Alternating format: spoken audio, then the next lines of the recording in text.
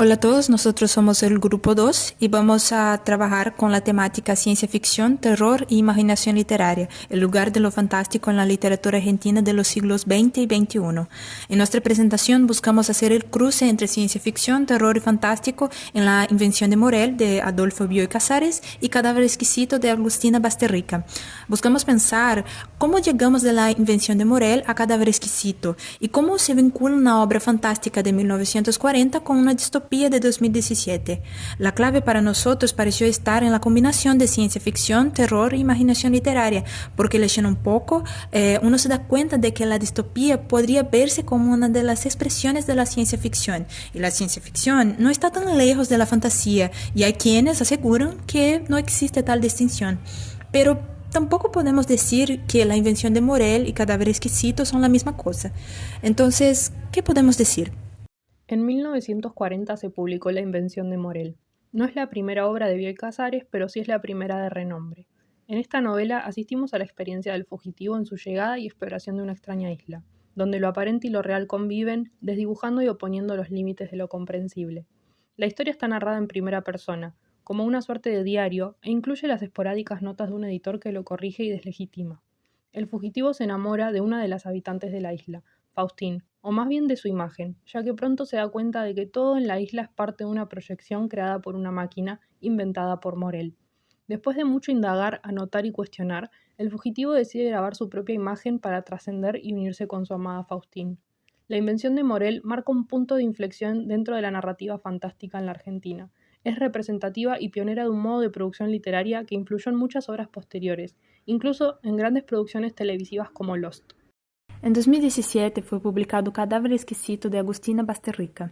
En la novela acompanhamos cómo una sociedad sufrió un cambio radical tras la aparición de un virus que afecta a todos los animales, volviendo imposible su consumo. Frente a esa crisis, los gobiernos adoptan una medida extrema: legalizar el canibalismo. Marcos Tejo, el protagonista, nos va a contar cómo fue el proceso de transición hasta que esta nueva realidad se estableciera. Marcos señala cómo la manipulación del lenguaje fue algo importante para sostener este nuevo orden social. No se habla de canibalismo. Los humanos reciben otros nombres: producto, alimento, carne especial. Como señala el propio personaje, hay palabras que son higiénicas. El aprisionamiento del lenguaje nos permite sentir el encierro social y psicológico que atraviesan los personajes y genera en el lector una constante sensación de amenaza, como si en cualquier momento la violencia fuera a estallar. Cadáver exquisito no solo propone una distopía inquietante, sino que funciona también como una metáfora sobre las dinámicas de poder, el consumo y la deshumanización. Para entender un poco más es necesario hacer algunos viajes en el tiempo. Veamos los contextos históricos de aparición de las obras y tengamos en cuenta los contextos literarios en que aparecieron. Para empezar, La invención de Morel fue publicada en 1940 en plena década infame. Recordemos que va desde 1930 a 1943 y esta es una etapa marcada por gobiernos conservadores, censura y corrupción. La democracia en ese momento estaba deteriorada y eso generaba malestar en gran parte de la sociedad argentina de esa época, que de alguna forma sentía que no podía confiar en las instituciones. Simultáneamente se desarrollaba la Segunda Guerra Mundial, ante la cual Argentina adoptó una postura de neutralidad. Esta decisión generó tensiones tanto internas como externas, especialmente con Estados Unidos, y esto alimentó un clima de incertidumbre y tensión política. La sociedad estaba dividida. Por un lado, Buenos Aires crecía como centro cultural, con el auge de las clases medias ilustradas y grupos intelectuales muy activos, y por otro lado crecían las desigualdades sociales, especialmente entre los trabajadores migrantes que vivían en situaciones muy precarias. En el mundo intelectual también había conflictos. Algunos defendían una mirada europeísta y estética y una idea del arte más universal, mientras que otros apostaban por una literatura más comprometida con la realidad nacional, como por ejemplo lo fue el movimiento Forja. Muchos escritores sentían que estaban exiliados dentro de su propio país, desconectados de una sociedad que no terminaban de reconocer como propia. Y es en este contexto, en 1931, cuando se funda la revista Sur, dirigida por Victorio Ocampo, que se convirtió en un centro de pensamiento crítico y modernismo literario. Allí publicaron figuras como Borges, Bioy Casares, Silvina Ocampo, entre otros. Fue precisamente en esta revista donde se publicó La invención de Morel, en 1940, lo que ayudó a posicionarla en el centro de la escena cultural de la época. En cuanto al contexto literario, en esos años lo que más se leía era literatura realista con fuerte carga política. Pero Bioy Casares irrumpe con una propuesta novedosa, una historia con una base más filosófica y científica dentro del género fantástico con algunos toques de ciencia ficción. En ese sentido, la novela fue un quiebre frente a las tendencias literarias del momento. La invención de Morel es considerada una novela precursora de la ciencia ficción latinoamericana. Incluso Jorge Luis Borges, quien escribió el prólogo de la obra, la definió como una novela perfecta. Gracias a eso consolidó su lugar dentro del canon literario argentino. Ahora bien, si avanzamos en el tiempo, Cadáver Exquisito fue una novela publicada en 2017 en plena presidencia de Mauricio Macri, un momento de cambio político fuerte tras más de 10 años de gobiernos kirchneristas. Su gestión comenzó con un plan económico liberal y pronto el país entró en una nueva crisis económica con más deuda externa, inflación y recortes del gasto público. Toda esta situación generó un fuerte malestar en la sociedad, mucha desconfianza hacia la clase política y una sensación de que las instituciones no daban respuestas. El clima era de gran polarización, parecido al de otras épocas históricas. El país estaba dividido entre quienes apoyaban al gobierno y quienes los rechazaban con fuerza. A eso se sumaban desigualdades económicas cada vez más marcadas que golpeaban a gran parte de la población. Sin embargo, en medio de esa crisis también surgieron nuevos debates sociales. Por ejemplo, en el 2015 nació el movimiento Ni Una Menos, que puso en agenda temas como la violencia de género, el aborto legal y el cuerpo como territorio político. También se empezó a hablar de más derechos de animales y ambientales, cuestionando las formas de consumo, producción y explotación. Y frente a estos avances, obviamente también aparecieron discursos más conservadores y autoritarios, lo que profundizó aún más la división dentro de la sociedad. Si pensamos en el contexto literario, esta es una obra que logró ser bestseller en Argentina, dentro del auge de la literatura distópica, género que creció mucho durante esos años. Se sitúa en la misma década de publicación que otras obras distópicas globales que imaginan futuros oscuros y extremos como una forma de hablar sobre el presente, como por ejemplo Los Juegos del Hambre en el 2012, Black Mirror en el 2011, Divergente en el 2014, entre otras. Además, la novela se inscribe dentro de una nueva camada de autoras argentinas, como por ejemplo Mariana Enríquez o Samantha Schweblin, entre otras, que exploran temas como lo siniestro, el cuerpo, la violencia, el horror, desde perspectivas muy originales. Ahora bien, ¿a qué nos referimos cuando hablamos de fantástico, de ciencia ficción y de terror? Como parte de nuestro análisis en lo que respecta al género fantástico, que encontramos tanto en La Invención de Morel como en Cadáver Exquisito, creemos pertinentes los aportes de Rosemary Jackson en Fantasy, literatura de subversión. Allí, Jackson realiza un recorrido histórico a través de varias definiciones de lo que se entiende por literatura fantástica y lo sintetiza en una idea. Jackson dice que el fantástico, más que un género, es un modo literario, que trastoca elementos del modo mimético y del modo maravilloso. Al confundir elementos de ambos modos, el fantástico, según Jackson, afirma que es real lo que está contando, y entonces procede a romper ese supuesto de realismo introduciendo lo que, en esos términos, es manifiestamente irreal. Lo real queda sujeto a una interrogación constante, es decir, que el fantástico se cimienta en la ambigüedad. Por otro lado, puesto que el fantástico se puede definir como aquello que se hace visible, aquello que irrumpe el orden cotidiano o natural de las cosas, alterando preconcepciones una vez que se descubre, en el sentido de que se devela, resulta pertinente lo que Jackson teoriza como paraxis. La paraxis es lo situado a cada lado de un eje principal, un área en la que los rayos de luz parecen chocar, pero en realidad ni el objeto ni la imagen reconstituida residen verdaderamente ahí. Ahí no reside nada.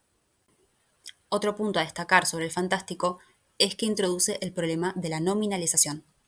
Al definirse mediante la negativa, el fantástico introduce zonas no existentes y genera zonas otras, es decir, no le abre paso a mundos alternos, sino a otredades. Del mismo modo, la otredad es todo aquello que no puede ser nombrado por no poseer el privilegio de ser parte de un orden determinado.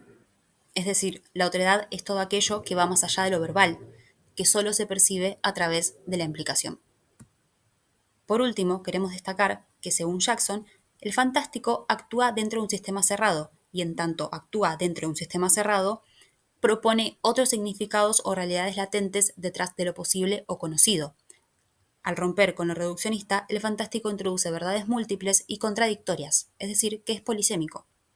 Para abordar una lectura de las representaciones del terror en la literatura argentina, es necesario establecer cómo este concepto aparece según diferentes teóricos, y recalcar que, como afirma Douglas Winter, el horror no es un tipo de ficción destinado a verse confinado al gueto de un estante especial en las bibliotecas o las librerías. El horror es una emoción.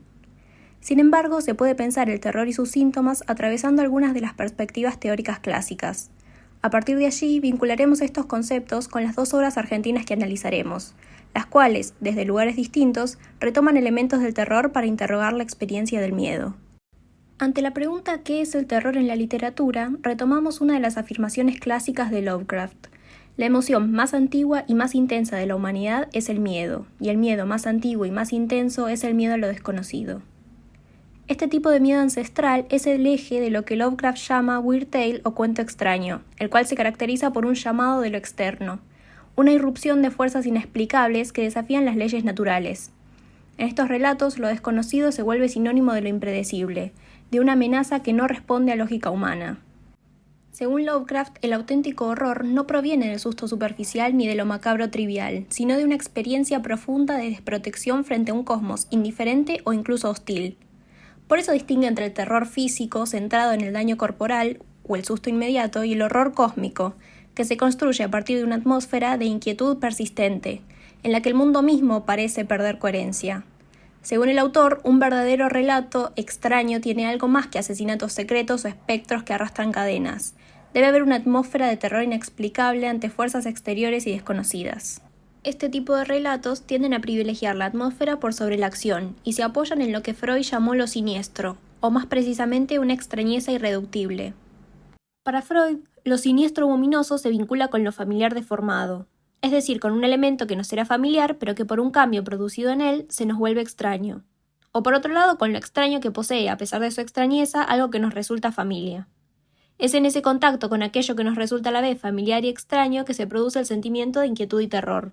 Siguiendo a Gandolfo, un rasgo clave del género fantástico es el tipo de espacio donde se sitúa el miedo. Mientras que en el siglo XIX el terror solía aparecer en contextos aislados o rurales, en el siglo XX el miedo se traslada al urbano. La ciudad, lejos de ser un refugio, se vuelve un espacio donde se organizan nuevas formas de amenaza, más sutiles y estructurales. En este marco, lo fantástico ya no aparece como irrupción sobrenatural aislada, sino como expresión de un malestar social más profundo, en muchos casos vinculado a estructuras de poder, vigilancia y consumo. En un sentido más amplio, Gandolfo plantea que el terror parte del temor al contacto con el otro, un miedo físico que remite a lo ancestral. Según Gandolfo, la literatura argentina no ha sido un suelo fértil para el terror como centro de la trama. Él afirma que Borges, como síntoma emblemático de este suelo, es uno de esos casos en donde el elemento terrible rara vez toca al lector con su mano espectral, donde el terror está rigurosamente controlado. Lo mismo podríamos afirmar que sucede con Bioy Casares y la invención de Morel. Por otro lado, las teorías de Stephen King sobre el terror parecen ajustarse con eficacia a la paranoia urbana de la ciudad. Para el autor, el terror adopta formas culturales y políticas específicas, fobias sociales, paranoia, represión. Stephen King, al hablar del horror contemporáneo, propone pensar en los factores de presión fóbica de cada sociedad. En la Argentina, según Gandolfo, esos factores incluyen el genocidio de la última dictadura militar, el miedo al otro social, el pobre, el extranjero, la infancia peligrosa, y la violencia oculta bajo la apariencia de lo normal. Citando a Gandolfo, lo normal durante distintos periodos fue lo monstruoso aceptado. Desde esta perspectiva, el terror argentino no solo adopta las formas del weird tale o del horror clásico, sino que se adapta para expresar sus propios miedos sociales, históricos y estructurales. Obras como las de Basterrica, Mariana Enríquez o Samantha Schweblin marcan esa transformación del terror en una herramienta crítica. Por otro lado, tenemos la cuestión de qué es lo que se entiende por ciencia ficción. Cuando se lo preguntamos a la inteligencia artificial, nos arrojó estas respuestas. Entonces, Asimov la define como aquella rama de la literatura que trata de la reacción de los seres humanos a los cambios en la ciencia y la tecnología. Por otro lado, Robert A. Heinlein como una especulación realista sobre posibles acontecimientos futuros basada sólidamente en el método científico. Entonces, lo que caracterizaría a la ciencia ficción sería que está dada en un mundo fuertemente marcado o influenciado por la ciencia y la técnica. Ahora, cabe reconocer que esta definición no la diferencia necesariamente del género fantástico, y es que si nos ponemos a hilar fino y pensamos en la distinción entre fantástico y ciencia ficción, surgen algunos problemas. Incluso Philip Dick lo reconoció al intentar distinguirlas. ¿Cómo pensamos el vínculo entre la ciencia ficción y el terror? Para De Rosso, la ciencia ficción latinoamericana organiza con el discurso científico la ruptura ontológica que podría señalar sus límites, porque el relato se pregunta por las posibilidades epistemológicas de conocer el mundo antes que de la posibilidad de operar en él, y el texto como consecuencia va a construirse sobre una contradicción, una tensión que desarticula el extrañamiento que es propio de la ciencia ficción y la cognición. En cuanto a la lógica de lo inexplicable, va a encargarse de cuestionar ese ámbito desconocido y sus procedimientos. Con la ciencia ficción, las ansiedades culturales en el presente ya no se proyectan sobre el pasado, sino que van a habitar un futuro en donde la técnica deja de ser funcional al hombre y se erige como un reemplazo de éste. Son ahora los dispositivos y los experimentos científicos los que producen horror, en un mundo dominado por la producción tecnológica, por la organización burocrática y por la regulación social. Así los vincula Fred Botting en Gothic.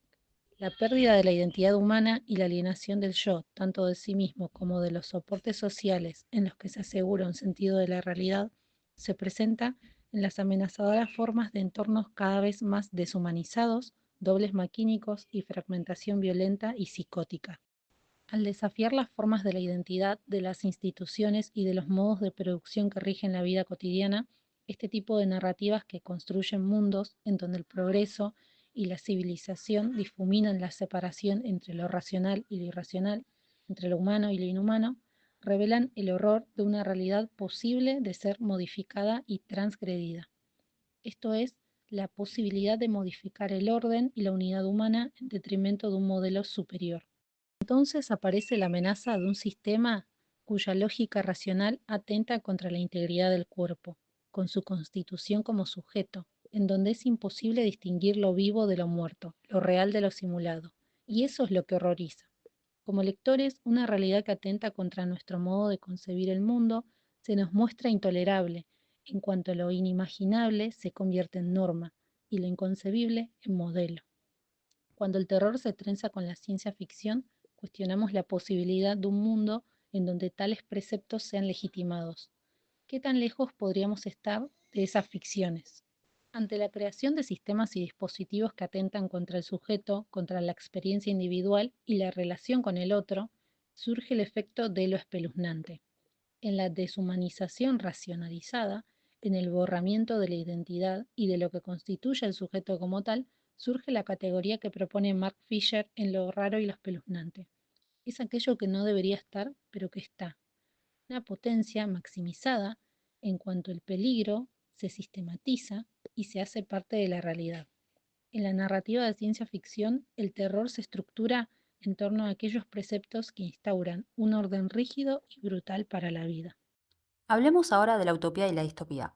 Por un lado, en términos geográficos, se trata de una isla, un espacio separado del resto del mundo en el que la sociedad se desarrolla de forma autónoma y autosuficiente. El narrador debe emprender un viaje para dar con este espacio y su cultura, encuentro que suele resultar, en muchos casos, como el producto de un accidente, usualmente de un naufragio. En este sentido, una utopía es en sí misma un espacio, un lugar, pero al mismo tiempo es un no lugar, porque se trata, en términos literarios, de un recurso por medio del cual se construye este lugar y esta sociedad imaginario de ubicación incierta que es, en última instancia, inexistente y que permite hablar de la propia sociedad por medio de otra radicalmente diferente y construida para tal fin. Por otro lado, en términos sociales y culturales, la utopía es una ciudad organizada racionalmente. Es decir, implica una estructura social, política y económica estructuradas mediante el máximo uso de la razón humana. Se trata de regímenes políticos fuertemente totalitarios, precedidos por una figura central que es quien instaura el orden conocido y lo sostiene por medio de un férreo control legal y social, que convive a su vez con una gran libertad aparente. La sociedad se caracteriza por un fuerte sentido de colectivismo y uniformidad, instruida desde la infancia para seguir las normas establecidas y no cuestionar el sistema, y además trabajar en pos del resto de la comunidad, lo que les brinda un sentimiento de felicidad colectiva, único tipo posible de felicidad, ya que no hay ninguna forma de individualismo posible. La distopía, por su parte, implica una percepción negativa de estas características que en la utopía eran tenidas por positivas. Lo que cambia radicalmente es, en definitiva, el punto de apreciación. De la misma forma en que en las utopías se presenta un observador externo que da cuenta de estas características a las que considera como positivas e idílicas por contraste con la propia sociedad, en la distopía se trata de un observador que desde adentro realiza un quiebre en la percepción. Es un miembro de la propia utopía-distopía que, sin poder adecuarse completamente a ella, se siente ajeno e incómodo en un sistema en el que no encaja del todo bien. Así, la regulación y el orden que podrían verse como aspectos positivos de una sociedad estructurada y racional son leídos en la distopía como el resultado de una fuerte coerción y opresión política y social que fuerza al individuo a someterse al sistema. La solidez del orden establecido puede verse como una imposibilidad de cambio del régimen. El lenguaje se encuentra restringido e incluso la sexualidad relegada, en el mejor de los casos, a la mera reproducción de la especie. La distopía se asocia estrechamente con la ciencia ficción, confluencia en la que se ponen de manifiesto las esperanzas y miedos de una sociedad vinculados, en este caso, a la ciencia y la tecnología. Tanto la ciencia ficción como la distopía-utopía permiten la creación de un mundo radicalmente otro que posibilita, en última instancia, hablar del propio. En ellas, la tecnología y la ciencia se vuelven un medio de control y regulación y de educación e instrucción, entre otros, un elemento tan intrínseco en las sociedades que las moldea de acuerdo a sus propias intenciones. Y las distopías de ciencia ficción van a poner en evidencia el aspecto más oscuro y más aterrador en que podrían devenir la tecnología y la ciencia. En ese caso, en lugar de pensarlos como géneros excluyentes, habría que pensar cómo confluyen en las obras. Si pensamos la forma en que las sociedades aparecen representadas en la invención de Morel por un lado y Cadáver exquisito por el otro, y su vínculo con la ciencia y la técnica, ¿qué es lo que vemos? ¿Y qué es lo que produce terror ahí? Hay varios elementos estereotípicos de la ciencia ficción que ingresan dentro de la novela. Por un lado, tenemos al científico Morel, que lleva parte del título, que es el creador de la invención de Morel, de la máquina, y que funciona como un científico loco que se desvive por su invento, a quien el náufrago envidia y admira en proporciones iguales, digamos. Es el gran otro, el gran antagonista de la novela. Por otro lado, tenemos la máquina, la invención de Morel, que no se explica detalladamente a lo largo de la novela, sino que tanto el lector como el náufrago asisten a las consecuencias de su funcionamiento, que son la proyección de imágenes creadas tecnológicamente. En los mundos de ciencia ficción, por lo general las máquinas o los inventos toman cierto protagonismo o se transforman en el centro de la narración. En este caso, la máquina, la invención de Morel, es la que le da el título a la novela. El náufrago, a pesar de su latente sentimiento de asco que tiene hacia todas las cosas que lo rodean en la isla, siente fascinación y finalmente terminará por ingresar dentro de la máquina. En tercer lugar, como elemento característico de la ciencia ficción, tenemos las preguntas sobre el futuro. En este caso, el náufrago, después de tanto preguntarse e indagar respecto a la realidad o la no realidad de las imágenes, plantea que en un futuro habrá un aparato, una máquina que supere a la invención de Morel. Pero de todas maneras, esta máquina no creará materia nueva, sino que trabajará sobre lo ya existente. En cuarto lugar, tenemos la temporalidad y su detención. En el caso de la novela, el náufrago, al llegar a la isla, se encuentra con una temporalidad que está superpuesta a su propia apreciación y subjetivación de la temporalidad. Esta superposición de temporalidades genera en él una sensación de ambigüedad y de extrañamiento que el mismo lector puede asistir en toda la primera parte de la novela. La idea de la máquina sería entonces detener el tiempo y encapsular estos 7 días de los amigos junto con Morel, estas vacaciones, y repetirlas durante la eternidad. Ahora bien, a pesar de incorporar elementos de la ciencia ficción, hay que mencionar que se la cataloga dentro del género fantástico y que la utiliza como estrategia narrativa por una serie de características que mencionaremos. Borges, en su introducción, la califica como una novela de imaginación razonada, otra manera de decir fantástico. Como primer elemento del modo fantástico que aparece en la novela, desde el primer momento, es la ambigüedad como un gran concepto que abarca muchas cosas. Por ejemplo, la ambigüedad entre lo vivo y lo no vivo, entre lo fantasmagórico o lo corpóreo. El protagonista es una persona que siente mucho asco e incomodidad a lo largo de la novela y utiliza muchas adjetivaciones oximorónicas para describir los sucesos. Por ejemplo, tenemos espantosa calma, adverso milagro, cuadros detestables. Tenemos frases como me conmovía el pavor o su tranquilidad todavía me aterra. Desde el lenguaje ya tenemos este cierto estado de ambigüedad. El segundo elemento para pensar el fantástico en la novela es la inestabilidad de la voz narrativa. Este es un elemento típico de las novelas y de los cuentos de Bioy Casares, donde la confluencia de voces se extraña en el relato. En este caso particular tenemos la existencia fantasmagórica de un editor que corrige los textos del náufrago. Al ser la novela una suerte de diario escrito en primera persona, estamos sometidos como lectores a creer e interpretar su relato desde su subjetividad. Entonces, la presencia de este editor pone en jaque esa verosimilitud. En tercer lugar, tenemos la insularidad y su extrañeza. El espacio extrañado en este caso es una isla. La novela trabaja sobre este espacio cerrado que tiene una serie de construcciones que sobresalen y que contrastan con lo natural de la isla, como puede ser el museo, la capilla o la piscina. Estos elementos son de tal relevancia para la trama que en su primera edición Nora Borges construye un mapa para la portada del libro. Situar una historia en una isla puede tener distintos propósitos narrativos. En textos fundacionales de sus géneros y de distintas épocas como Utopía de Tomás Moro, Robinson Crusoe de Daniel Defoe o La isla del Dr. Moreau de H. G. Wells, sirven como un lugar otro en el que esta restricción espacial hace surgir o posibilita algo fuera de lo común. Pensar en lo utópico o lo distópico de la novela es problemático, ya que ninguna de estas dos categorías cierran totalmente en el texto. Tenemos por un lado la idea de la inmortalización del momento, que para el lector es visto como distópico por la pérdida de la vida y la individualidad de quienes entran en la máquina.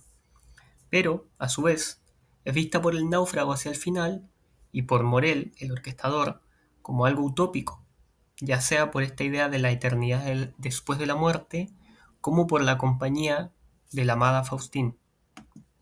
Respecto a la presencia o la no presencia que haya en la novela La invención de Morel del terror, es un tema que está sujeto a discusión y que depende de la lectura que haga cada persona, ya que si bien hay elementos que podrían leerse como horrorosos, ya sea la extrañeza de la isla, ya sea la lenta desintegración de quienes acceden a la máquina, el mismo accionar del náufrago tensiona esa lectura, ya que él no escapa de ella, no hay un intento de evasión de ello, sino que por el contrario, él quiere y voluntariamente se sumerge en ese mundo creado. La invención de Morel cruza varios géneros de la literatura universal al poner en juego elementos comunes de la ciencia ficción con estrategias narrativas tanto del fantástico como del policial. Con esta combinación, Bioy Casares da forma a una utopía distópica en la que el deseo por salvarse del olvido es alcanzado a través de una proyección eterna, pero aceptar esto implica abrazar también una muerte prematura horrorosa. En un espacio aislado donde todo fue construido a medida por Morel, la figura del fugitivo solo encuentra un mundo que lo asfixia y lo amenaza. Mientras que en un principio temía ser perseguido por los habitantes de la isla, con el correr de los días, la presencia de otros se transforma en un tormento, ya que son ajenos a su realidad y es imposible establecer un contacto con ellos. De esta forma el fugitivo queda atrapado entre la muerte en el mar, si es que decide irse, y el tormento de la soledad, si es que decide permanecer en la isla. De esta forma, la única opción que le queda es violar el límite de la utopía de Morel, que fue construida solo para su grupo de amigos, y unirse a ellos como si fuese una proyección más que siempre había estado allí. La novela toma la idea de la vida eterna y la problematiza a partir de la técnica fotográfica, a la par que también abre la pregunta por el futuro de la misma. Hoy ya pasaron 85 años de la publicación de La invención de Morel y podemos ver cómo esta cuestión sigue siendo abordada en las producciones de ciencia ficción distópicas tanto del cine como de la televisión, así como también en los debates actuales en torno a los avances de la inteligencia artificial, ya que nos encontramos en un mundo donde las imágenes están integradas a la vida cotidiana. Cadáver exquisito nos introduce a un mundo que se ha visto transformado por una situación típica de la ciencia ficción, un virus que arrasa por todo el planeta, dejando miles de muertos a su paso. Sin embargo, no son los seres humanos los infectados en esta novela, sino los animales. El virus los vuelve peligrosos para los humanos y se lleva a cabo el sacrificio masivo de estos, desde ganado hasta mascotas, lo que deja a la humanidad con otro problema, el consumo de carne. Los gobiernos legalizan el canibalismo y comienza la cría, matanza y procesamiento de carne humana para el consumo. Si el fantástico es para Jackson aquello que propone una otredad, una discolocación del mundo, nos resulta evidente la vinculación entre el concepto de fantasy y cadáver exquisito, en donde observamos el desplazamiento de sentidos como procedimiento recurrente. Se utilizan palabras como cabezas y producto en lugar de personas, faenar en lugar de matar, macho y hembra en lugar de hombre y mujer. La novela no plantea una nueva esfera de sentidos, no pretende configurar un mundo lejano e irreal, sino que la realidad misma es recogida y evocada a partir de consensos que se desplazan y percepciones que se modifican. Por eso, el terror surge aquí a partir del descubrimiento de esa referencialidad que subyace en el argumento del texto y que nos indica que lo monstruoso acecha en los márgenes de lo cotidiano. Incluso para los personajes de la propia novela, el terror se manifiesta a partir de esos pequeños momentos cuando sí reconocen a las cabezas como personas, pero estos momentos efímeros solo sirven para derivarlos en una crisis de conciencia que los vuelve locos. Al vivir en una realidad que requiere un estado de desconexión emocional para sobrevivir, la empatía se vuelve peligrosa. La empatía es más letal para los habitantes de esa realidad que cualquier virus.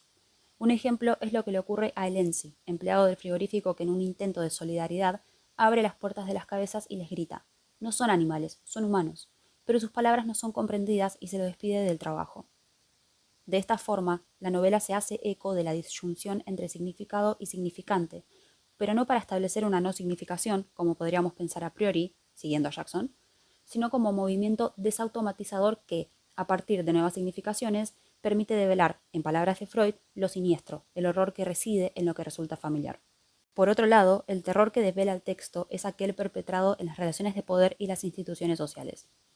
Como expresamos, Cadáver exquisito se publica en 2017, en un contexto de crisis económica que acarreó la desconfianza popular del sector público y la aversión a sus mecanismos, percibidos en la esfera pública como nocivos. Paralelamente, haciendo referencia, acaso involuntariamente, a El matadero de Esteban Echeverría, la novela construye una sociedad que deviene de una crisis en el mercado de la carne. Tras el surgimiento del aparente virus que ataca a los animales, el mundo entero tuvo que afrontar la transición, es decir, un proceso que consistió en la legitimación del canibalismo y la adaptación de la técnica industrial para sostener la producción y el consumo de la nueva carne. En este escenario, los seres humanos se organizan en torno a la tensión entre aquellos que comen y los que son comidos, aunque los límites que sostienen esta jerarquía son difusos. Por un lado, los sujetos que acceden a la carne también pueden convertirse en víctimas de aquellos que, excluidos del circuito legal de consumo, recurren a prácticas clandestinas para sobrevivir. Por otro lado, se habilita la posibilidad de que los sectores de poder se vuelvan consumidores de los sujetos marginados que rechazan. Así, la distinción entre comedores y comidos se desdibuja para construir el miedo al otro social, rasgo que para Gandolfo es constitutivo del género de terror argentino, y categoría en la que también podríamos incluir a los animales, en tanto enemigo común de toda la raza humana. En este movimiento se vislumbra la referencialidad con la crisis interna que atravesaba la clase trabajadora argentina durante la publicación de la obra. Cadáver exquisito pone en evidencia malestar social y desafía las redes de sentido, pero además indaga sobre la pregunta: ¿cuánto más puede moldearse el orden establecido? En pos de explotar las posibilidades que el terror ofrece para efectuar esta subversión, recoge un elemento típico de la ciencia ficción, el desarrollo de la tecnología y las prácticas científicas como dispositivos puestos al servicio de la producción. Durante todo el relato se nos describe cómo en ese mundo todos los aspectos de la sociedad han mutado para mantener el nuevo status quo. Las ciudades tienen techos protectores para que los pájaros no puedan atacar a las personas. Las casas nuevas tienen un cuarto refrigerado para cabezas domesticadas. Se inventan robots que imitan a los animales para poder tener de mascotas. Las técnicas que se utilizaban para faenar animales ahora se utilizan para faenar humanos. Si bien las alusiones a distintos aparatos tecnológicos, como el perro robot, contribuyen a generar una atmósfera distópica en relación a la técnica, lo relevante aquí es la concepción de la práctica científica como capaz de manipular todo rasgo propio de la humanidad. El hecho de que los humanos sean modificados genéticamente para producir carne de mejor calidad o la posibilidad de desarrollar cabezas artificialmente desdibuja el límite entre lo humano y lo inhumano, generando sujetos que se sitúan en el medio de esta dicotomía.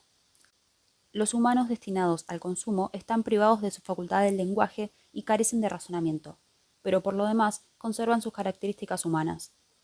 Las hembras, por ejemplo, son capaces de gestar y parir, lo que las vuelve un producto caro y codiciado, cuestión que sigue la línea de los debates sociales en torno al feminismo y la mercantilización del cuerpo, sobre todo el de las mujeres. La decadencia atmosférica que plantea la obra se da a conocer a partir de un narrador que, en tercera persona, cuenta los hechos desde el punto de vista de Marcos Tejo, el protagonista. Él es el encargado de un frigorífico y se ha desconectado emocionalmente de la situación que lo rodea. Ha aceptado el orden jerárquico de su realidad y se nos habla de un pasado distinto sin mucho apego a él. La deshumanización que se llevó a cabo en ese futuro es demasiado literal para nuestras sensibilidades actuales. Por eso, la distancia que mantiene el narrador en tercera persona es esencial para sostener la mirada crítica con la que atestigua el paradigma distópico que rige la sociedad del relato. De esta forma, el narrador se posiciona como ajeno al sistema y solo desde ese lugar puede dar cuenta de los mecanismos opresivos y alienantes, típicos de la distopía, a los que está sujeta la sociedad de la novela. Por ejemplo, la prohibición de ciertas palabras, o mejor dicho, formas de referirse a aquello que ya fue naturalizado, como canibalismo, que al asociarse al consumo cotidiano de carne, destaparía, una vez más, lo ominoso. Nosotros, los lectores, que vivimos en una realidad donde la idea de consumir carne humana es tabú, donde la deshumanización no ha alcanzado el nivel al que está acostumbrado Tejo, nos vemos aterrados por las imágenes que conjura el narrador al describir cómo se trata y procesa las cabezas, a esos humanos destinados al consumo. Cuando Tejo describe cómo se aturde y degolla a una hembra, nosotros nos imaginamos a una mujer en su lugar. Empatizamos con ella, sentimos su dolor, nos horroriza su asesinato y la forma tan mundana en la que éste es descrito. Para terminar, podemos decir que las obras abordadas en este trabajo muestran que la literatura fantástica, el terror y la ciencia ficción son modos de interrogar la realidad desde otras perspectivas. Son dos formas de pensar los miedos, las tensiones y las fantasías de la sociedad argentina en distintos momentos de su historia. Aunque hayan sido publicadas con más de 70 años de diferencia, ambas obras comparten la misma preocupación por el cuerpo, la otredad y el deseo dentro de mundos cerrados que de alguna forma nos hacen cuestionar nuestra propia sociedad.